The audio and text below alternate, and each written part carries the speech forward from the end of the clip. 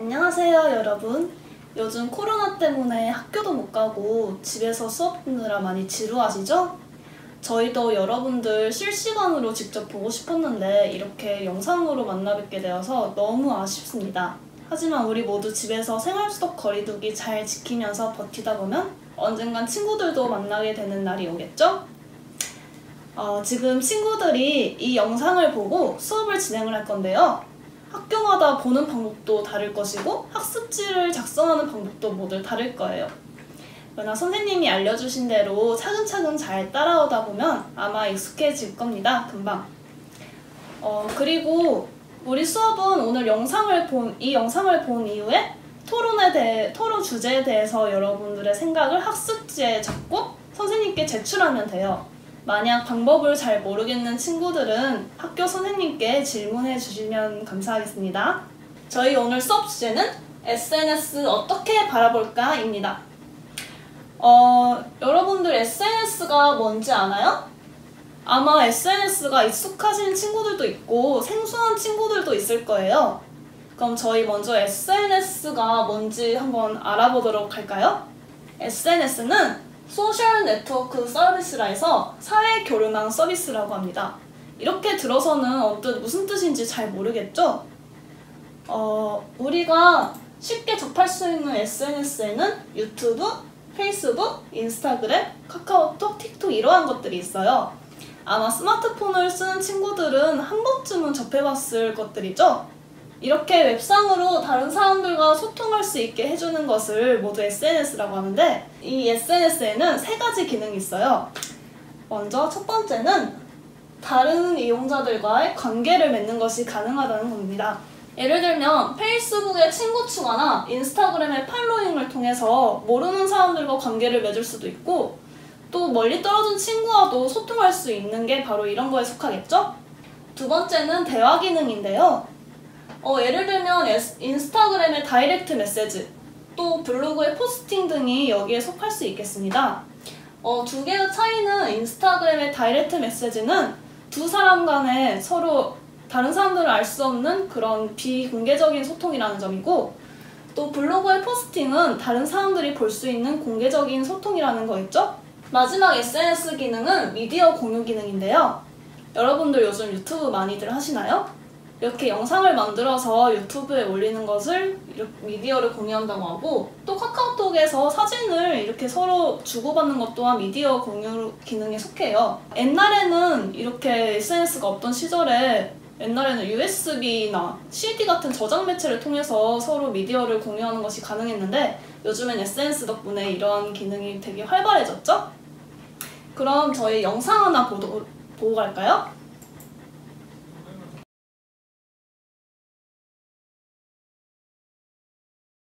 그럼 이런 SNS의 장점은 무엇이 있을까요? 유튜브 설립자인 체드 흘리는 유튜브를 만든 이유가 누구든지 자신의 삶, 예술, 의견을 세상 사람들과 나눌 수 있게 하도록 위해서라고 하였습니다.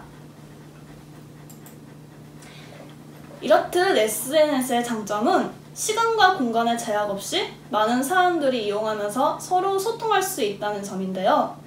여러분들 만약 친한 친구가 캐나다로 유학을 간다면 그 친구와 어떻게 연락을 할 건가요? 물론 통화를 할 수도 있겠지만 만약에 인스타그램이나 페이스북에 사진을 올림으로써 그 친구의 사진을 볼 수도 있고 또 카카오톡으로 메시지를 보낼 수도 있고 또 우리의 영상을 찍어서 유튜브에 올려 그 친구가 보게 할 수도 있습니다. 이런 기회의 확장이라는 장점이 있어요. 다음 SNS의 장점은 시민 저널리즘 확대라는 겁니다.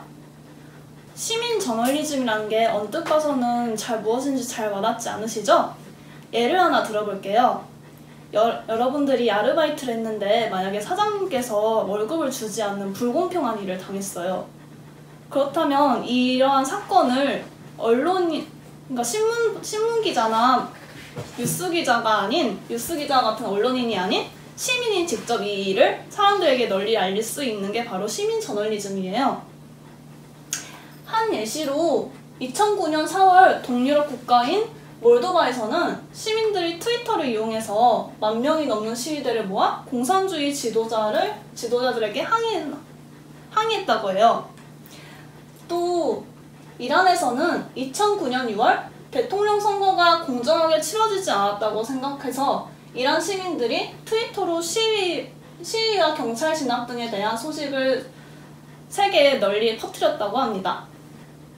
그러나 이러한 기능 때문에 인터넷 검열이라는 것이 생겼어요. 인터넷 검열이란 정보와 표현의 자유를 억압하는 건데요.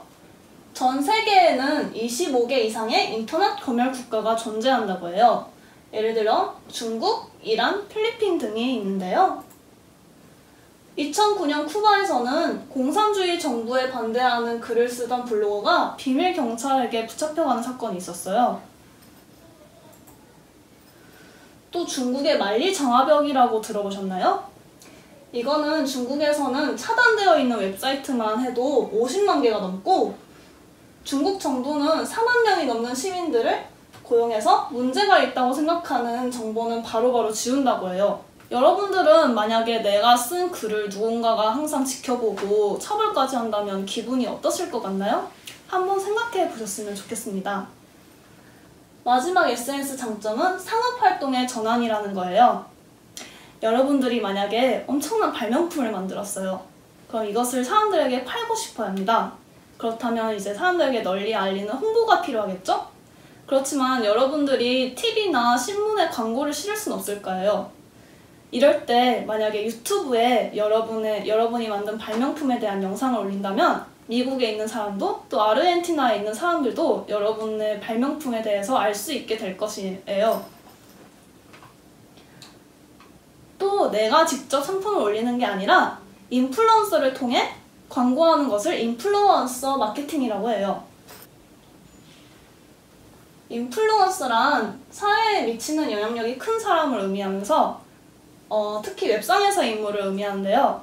예를 들면 인스타그램에서 10명의 팔로워를 지닌 사람과 1만 명의 팔로워를 지닌 사람이 있다고 해요.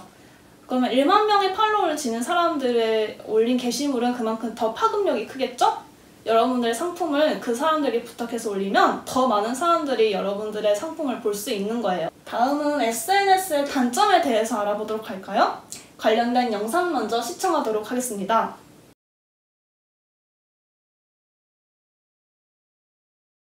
여러분은 영상을 보면서 어떤 생각이 들었나요? SNS에는 좋은 점도 분명 많지만 단점들도 있습니다. 첫 번째로 개인정보 유출의 위험성인데요. 여러분들이 무엇을 먹었는지, 어디에 놀러 갔는지, 또 어딜 자주 갔는지 SNS에 올리게 되면 차츰 여러분에 대한 정보가 쌓이게 됩니다. 그렇게 되면 모르는 사람들이 여러분들의 SNS를 보고 여러분들이 무엇을 좋아하는지, 또 어딜 갔는지 알 수 있게 됩니다. 그렇게 되면 내가 알려주고 싶지 않은 사실까지도 모르는 사람들이 알게 될 수 있겠죠? 두 번째로 저작권 침해 문제입니다. 마이크로소프트사 CEO인 스티브 발머는 유튜브가 저작권 문제 때문에 오래가지 못할 것이라고 하였습니다. 유튜브에 올라온 영상, 인스타그램의 사진 모두 개인이 만든 창작물이기 때문에 저작권을 가지고 있어요. 그러나 SNS 특성상 누구나 쉽게 접근할 수 있고 이거를 허락 없이 가져다 쓰는 일이 빈번해지고 있습니다. 이렇게 남의 창작물을 무단으로 쓰거나 불법적으로 사용하게 된다면 당연히 처벌받아야겠죠? 마지막으로 SNS 중독 문제입니다. 여러분들은 하루에 SNS를 몇 분이나 하십니까? 특히 요즘 같은 때에는 SNS를 집에서 저희도 많이 사용하게 되는데요.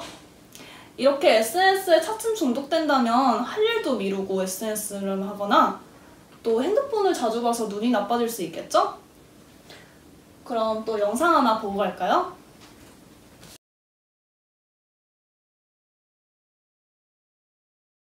그럼 오늘 토론 주제를 발표해 보도록 할까요? 토론에 들어가기 전에 토론이란 무엇인지에 대해서 한번 간략하게 알아보도록 하겠습니다. 토론은 의견을 나누어 각자의 의견을 말하고 상대방의 의견을 반박하면서 자기의 주장이 옳음을 밝혀나가는 형식을 말합니다. 토론과 토의는 비슷한 단어처럼 보이지만 분명 다른 뜻을 지녔는데요. 둘의 공통점은 가장 좋은 결론을 얻기 위해 여러 사람이 함께 이야기를 나눈다는 것이고, 토론은 경쟁적인 의사소통임에 반해 토의는 협동적인 의사소통이라는 점이 있습니다. 예를 들어 만약에 전기를 아낄 수 있는 방법이 무엇이 있을까에 대해서 모두가 의견을 나눈다면 그것은 토의가 될 것이고, 또 저희가 지금 하고 있는 SNS가 좋은 것인지 나쁜 것인지 찬성과 반대로 나뉘어서 이야기를 나눈다면 그것은 토론이 되겠죠? 그래서 오늘의 토론의 주제는 SNS의 나에 대한 적절한가입니다. 여러분들이 사용하는 SNS에는 트위터, 인스타그램, 페이스북 등이 있을 거예요. 그런데 일부 SNS는 만 14세 미만의 사람들이 활동할 시에는 해당 계정을 정지시켜버린다고 합니다. 이에 대해 여러분들의 생각은 어떠한가요? 중독이나 저작권 침해, 또 개인정보 유출이라는 점 때문에 14세 미만의 친구들이 SNS를 사용하지 말아야 한다고 생각하나요? 아니면 이건 너무 지나친 제재라고 생각하시나요? 찬성인지 반대인지 학습지에 적고 그에 대한 근거도 잘 생각해서 함께 적어주시길 바랍니다. 그럼 저희 이제 SNS에서 지켜야 할 예절에 대해서 알아보도록 하겠습니다. 먼저 험담을 하지 마세요. 표현의 자유가 있는 SNS지만 남에게 상처가 되는 말을 함으로써 다른 사람들에게 피해를 줄 수 있어요. 미국 전 대통령인 오바마는 이렇게 얘기했습니다. 여러분들이 페이스북에 글과 사진을 올릴 때 조심하라는 이야기를 먼저 해주고 싶습니다. 여러분들은 아직 어리기 때문에 실수도 하고 어리석은 일을 할 수도 있을 거예요. 하지만 우리는 지금 유튜브 시대에 살고 있습니다. 여러분이 인터넷에 올린 것 때문에 나중에 불이익을 당할 수도 있어요. 이렇듯 어떤 불이익을 당할 수도 있고 상대방에게 상처를 쉽게 줄 수도 있는 것이 SNS이기 때문에 예쁜 말을 쓰는 게 좋겠죠? 그래서 항상 어떤 글을 올릴 때는 깊이 생각해보고 또 신중하게 올리도록 합시다. 그리고 비밀번호를 잘 간수해야 해요. 만약에 어떤 사람이 여러분들의 SNS에 들어가서 여러분인 척 글을 쓴다면 굉장히 황당하겠죠? 때문에 비밀번호는 다른 사람들이 모르도록 항상 잘 간수해야 하고 3개월에 한 번씩은 바꿔주도록 합시다. 또 사이버 학대가 굉장히 심각한 문제입니다. 최근에 몇몇 연예인들이 악플 때문에 세상을 떠난 일이 있었습니다. 말은 상대방을 기분 좋게 할 수도 있지만 한순간에 칼로 변해서 상대를 찌를 수도 있는 것이 말입니다. 사이버 학대는 그 찌르는 대상이 누구인지도 모른다는 점에서 더 위험하고 또 더 큰 문제를 일으킬 수 있습니다. 사이버 범죄도 강력한 처벌이 가능하고 절대 해서는 안 될 일이니까 사이버 상에서도 항상 예의 있게 행동하는 친구들이 됐으면 좋겠습니다. 오늘 이렇게 수업을 진행해봤는데 어떠셨나요? 선생님들도 이번이 처음 수업이라서 부족한 점도 많았지만 함께 즐거운 수업 시간이 되었으리라고 믿고 있습니다. 그러면 이제 오늘 했던 아까 SNS에 대해서 14세 미만의 친구들이 SNS를 하면 안 된다에 대한 찬성과 반대 의견을 학습지에 적고 선생님께 제출해 주시면 선생님이 하나하나 잘 꼼꼼하게 검수해 보도록 하겠습니다. 그러면 저희 이만 수업 마치고 다음 시간에 또 뵙도록 하겠습니다. 감사합니다.